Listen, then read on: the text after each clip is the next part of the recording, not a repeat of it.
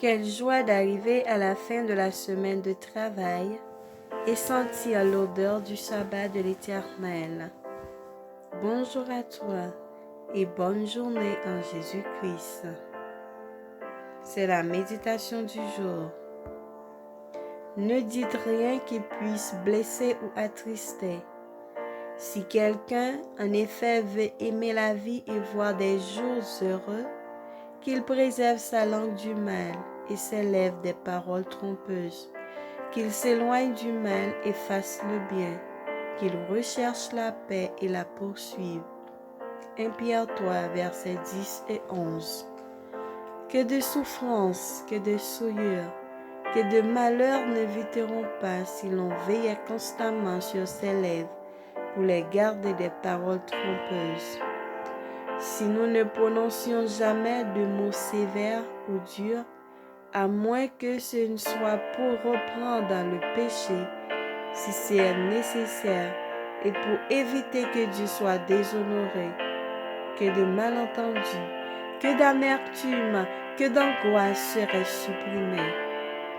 Si nous prononcions au contraire des paroles d'encouragement, des paroles d'espoir et de foi en Dieu, nous répandrions sur le chemin des autres une lumière qui serait ensuite refléter un rayon plus éclatant sur nos âmes.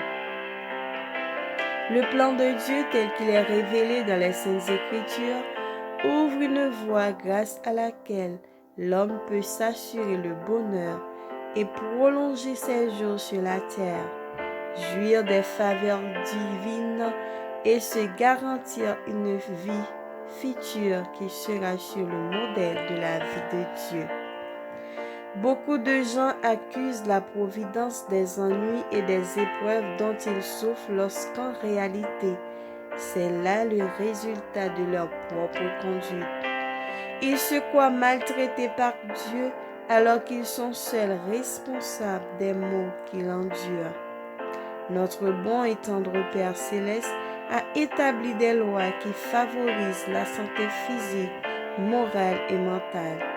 Si on les observe, Dieu exige que nous soumettions notre volonté à la sienne, mais il ne nous demande pas de renoncer à ce qui concourt à notre bien. Nul ne peut être heureux s'il consacre sa vie à des plaisirs personnels.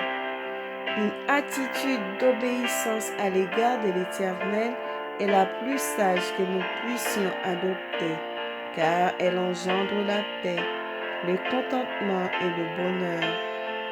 Si les hommes se mettaient en relation étroite avec Dieu en observant les conseils de sa parole, ils échapperaient à une infinité de dangers et ils expérimenteraient une paix et un contentement qui ferait de leur vie une vie de joie et non un fardeau. Amen. Que le Seigneur nous bénisse.